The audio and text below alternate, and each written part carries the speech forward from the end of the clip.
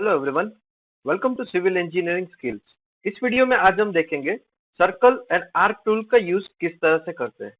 तो सबसे पहले हम चलते हैं सर्कल टूल की ओर। तो सबसे पहले सर्कल टूल यूज करने के लिए या तो आप लार्ज टूल सेट से आप उसे सिलेक्ट कर सकते हैं या फिर अपने कीबोर्ड पे आप सी प्रेस कर सकते हैं। अभी आप देखेंगे कि सर्कल कमांड एक्टिवेट हो गया है। तो सर्कल ड्रॉ करने के लिए just select centre point and drag your mouse. मान लीजिए कि मुझे रेडियस रखनी है 15 फीट, तो आप टाइप कर सकते हैं 15 feet and hit enter button. यहाँ पे आप देख सकते हैं कि आपका सर्कल बन गया। पर अगर आप उसको जूम करके देखेंगे तो आपको दिखेगा कि आपका सर्कल परफेक्ट सर्कुलर शेप में नहीं है, वो लाइन सेगमेंट में डिवाइडेड है। तो अगर मुझे उसे परफेक्ट सर्कुलर शेप में बनाना है, मुझे just number of segment increase करना है। So number of segment increase करने के लिए जस्ट टाइप कीजिए, मान लीजिए हमें नंबर ऑफ सेगमेंट बढ़ा के करने हैं 50। So just type 50 and S and hit enter button. So अब आप देख सकते हैं कि वो थोड़ा सर्कुलर शेप में ज्यादा दिखेगा। अगर और भी आप नंबर बढ़ाना चाहते हैं तो आप टाइप कर सकते हैं 100 एस। अब आप देखोगे तो वो बिल्कुल सर्कुलर लगेगा। इसी तरह से अगर मान लीजिए मुझे कोई भी पॉलीगॉन बनाना है तो आप सर्कल टूल यूज करके बना सकते हैं।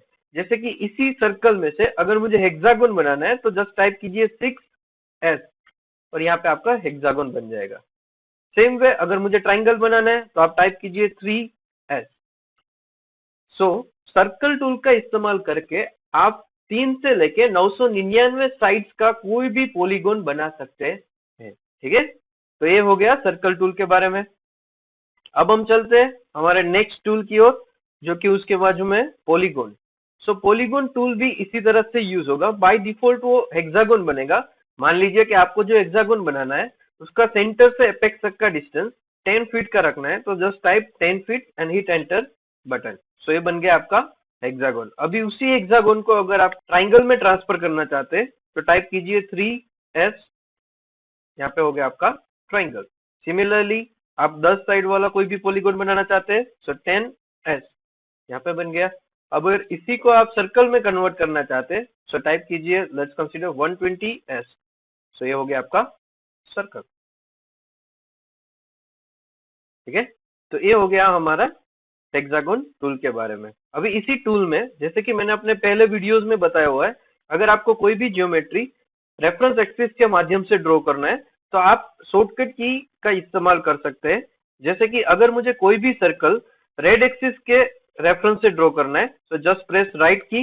तो अब आप देखिए आपका सर्कल जो है वो आपको रेड दिखाएगा। दैट मीन्स कि वो रेड एक्सिस के रेफरेंस से ड्रॉ हो रहा है। सेम वे अगर मुझे ग्रीन एक्सिस पे ड्रॉ करना है तो लेफ्ट की आप यूज कर सकते हैं। सेम वे अगर ब्लू एक्सिस के लिए तो आप अपवर्ड की यूज कर सकते हैं और बाय डिफॉल्ट वो ब्लू एक्सिस पे ही सिलेक्टेड होगा। सो इस तरह से आप सर्कल टूल का इस्तेमाल कर सकते हैं। चलिए अब जानते हैं हमारे आर्क टूल के बारे में। तो सर्कल के नीचे दिया हुआ है 4 टाइप के आर्क दिखाई दे रहे हैं, तो हम चारों के बारे में बात करेंगे। सबसे पहले हम पहले आर्क टूल के बारे में बात करते हैं। तो आप उसे सिलेक्ट कर सकते हैं। अभी सिलेक्ट करने के बाद उसे कैसे इस्तेमाल किया जाता है, तो आप जब पहला आर्क टूल यूज करेंगे तो सबसे पहले आपको अपना सेंटर पॉइंट डिसाइड करना पड़ेगा। मान लीजिए कि मुझे सेंटर पॉइंट यहाँ पे रखना है इस रेक्टेंगल के कॉर्नर पे। सो आप सेंटर पॉइंट डिसाइड कर लीजिए। अब आप उसका पहला पॉइंट सिलेक्ट कीजिए। मान लीजिए सेंटर से मुझे पहला पॉइंट 15 फीट की दूरी पे चाहिए। सो टाइप कीजिए 15 फीट, हिट एंटर बटन और यहाँ पे आपका पहला पॉइंट सिलेक्ट हो गया।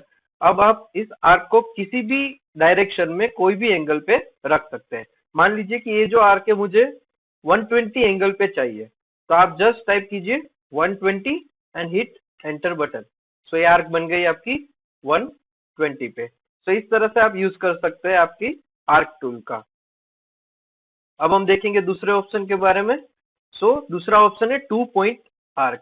2 पॉइंट आर्क में आपको पहले स्टार्टिंग पॉइंट सिलेक्ट करना है, फिर एंडिंग पॉइंट सिलेक्ट करना है और सेंटर से वो कितनी दूरी पर रहेगा वो आपको सिलेक्ट करना है। सो मान लीजिए कि मुझे सेंटर से उसकी दूरी 15 फीट चाहिए, सो आप टाइप कर सकते हैं 15 feet and hit enter button. तो ये हो गया दूसरे आर्क टूल के बारे में।